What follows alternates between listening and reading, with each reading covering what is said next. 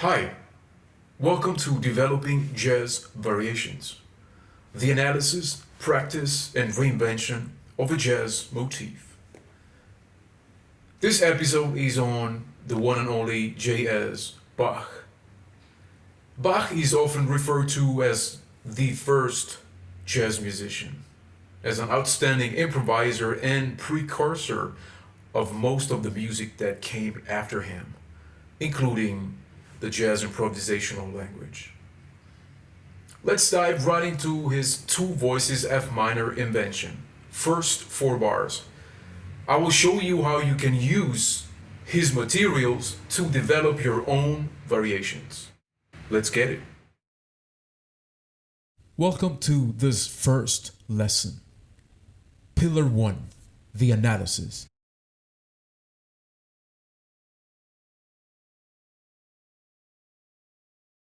First of all, let's hear voice number 1, the right hand musical material.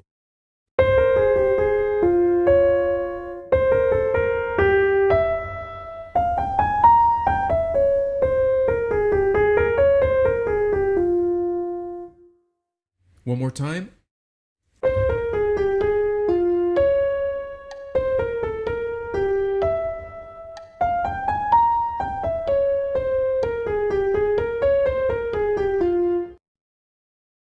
Now let's hear the second voice, in other words, the left hand material.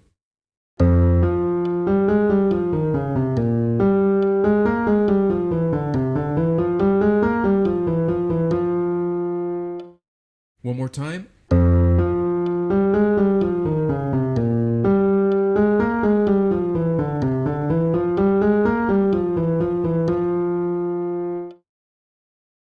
Now let's proceed with a further analytical step, and let's begin with voice number 1, which is the right hand part for piano players. And let's analyze all the motives or submotives present in every single bar of this 4-bar row.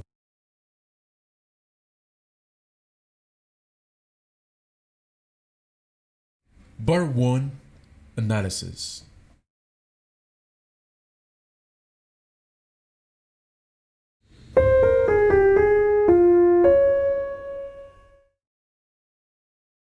On a melodic standpoint, bar 1 provides a specific sequence, which articulates a 6 notes diatonic fragment.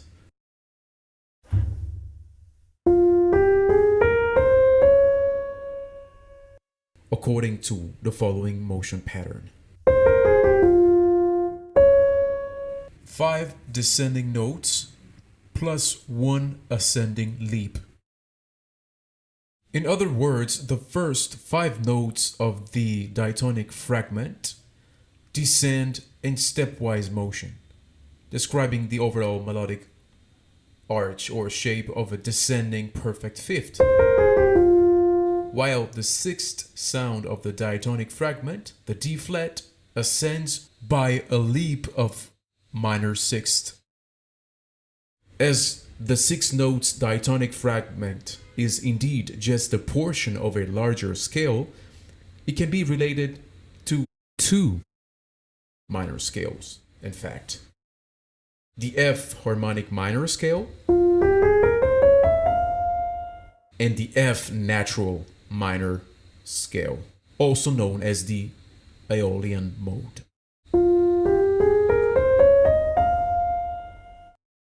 And now let's have a look at the melodic sequence from an harmonic standpoint. If we remove the passing tones or tensions from this melodic phrase, the triadic harmony of the bar is fully revealed or appears.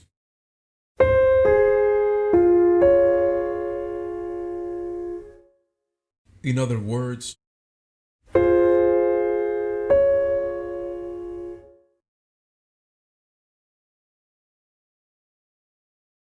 analysis of bar 2.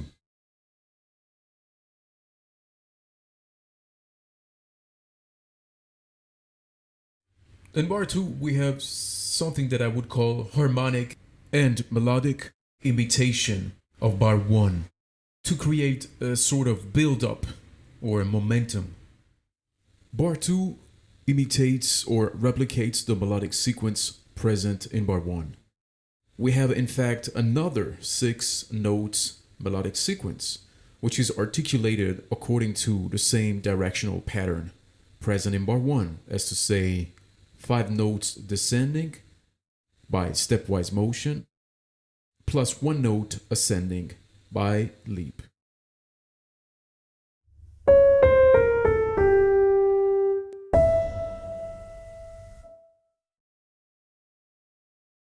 Yet, bar 2 is not the exact melodic transposition of bar 1, which would sound like this actually.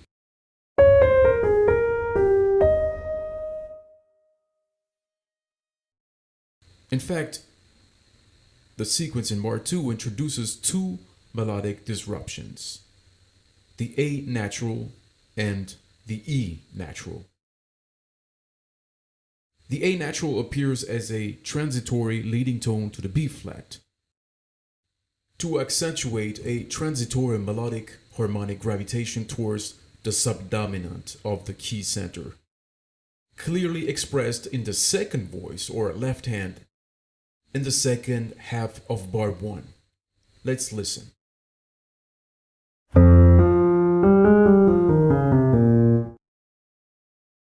The E natural appears as an anticipation of the first note of the melodic sequence happening in bar 3 and prepares the ground for the climax, which takes place also in bar 3. It is interesting to notice that the 6-note fragment utilized in bar 2 is non-diatonic to F minor, as it contains the A natural, major third to the tonic, and key center, the F note. Yet, it is diatonic if we consider another scale of reference, the F major harmonic.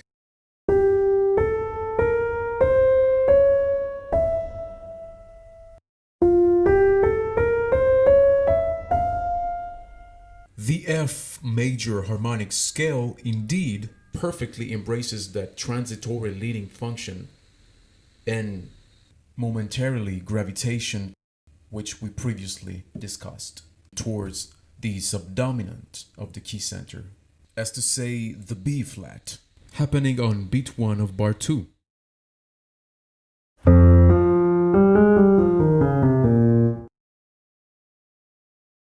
And now let's remove from the melodic sequence all the tensions to unveil the triadic harmony underlying the melodic sequence in bar 2.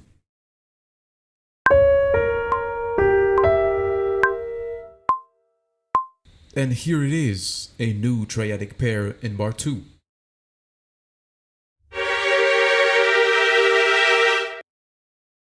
It is interesting to notice that the first note happening on beat 1 of bar 2 is D flat, and D flat was already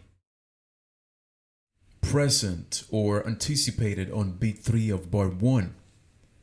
Aside from being a melodic anticipation, it also works as a harmonic connector, in other words, a common tone between the two triads that constitute the underlying harmony, connecting bar 1 and 2. Let's listen.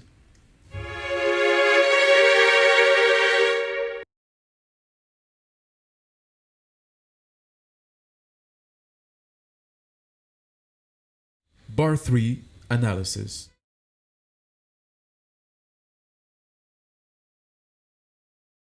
In the first half of bar 3, we have a very evident climax after the build-up or the accumulation that happened in bar 1 and 2. Climax coinciding with the B flat, which is the highest note of the phrase.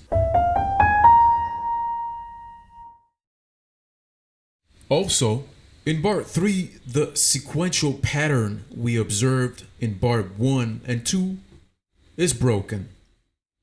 Bar 3 features what I consider two distinct motives or melodic shapes.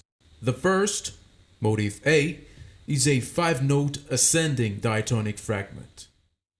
Let's hear it.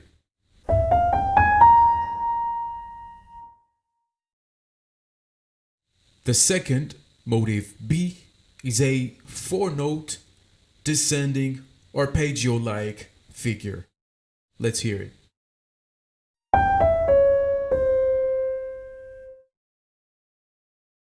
The ascending nature of motif A confers a sense of climax to the first portion of the melodic musical phrase present in bar 3.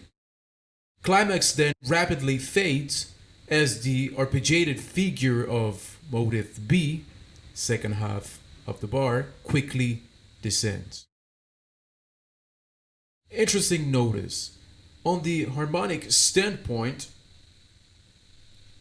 the triadic pair formula or pattern observed in bar 1 and 2 still persists. In fact, in bar 3 also, we do have two alternating triads appearing, the E diminished triad and the C major triad, both relatable to a dominant harmonic function within the key of F minor. As usual, let's extract from the melody the triadic underlying harmony.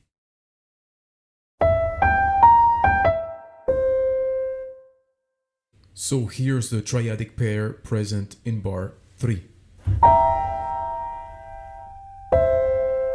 And as you might have noticed, there's always a common tone between the triad pairs in all bars, which fuels within the composition a sense of melodic smoothness and harmonic cohesion. We're getting ready to come back home, and we feel it. Not just yet though.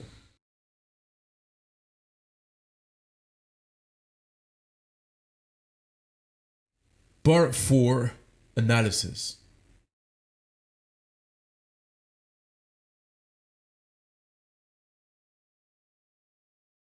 In bar 4, not only we come back to F minor, the key center of the piece, but also we get back to the initial 6-note diatonic fragment from which the thematic incipit in bar 1 originated.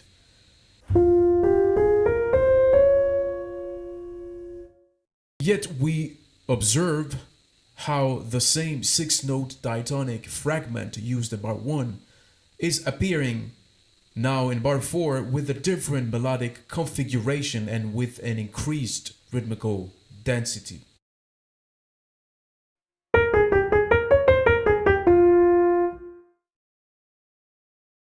Indeed, Bach is gathering accumulation or more energy to keep going much further and further in his composition. On an harmonic standpoint, the triadic pair formula still persists. In bar 4, also, we observe two underlying triads appearing within the melody, the G diminished triad and the F minor triad. And now, as usual, let's remove from the melody in bar 4 all the tensions and let the triads or underlying triadic harmony appear.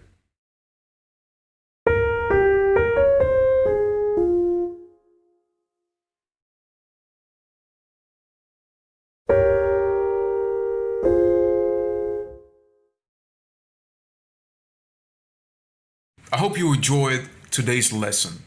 Don't miss the next one, in which I will show you how to implement today's analytical insights to come up with your own variations. Also, on the internet, it is already available my online course, The Analysis, Practice, and Reinvention of a Jazz Motif. And you can sign up for a free lesson, link in description. See you in the next one. You can also find on Kindle the ebook presentation, Developing Jazz Variations. Thanks for watching.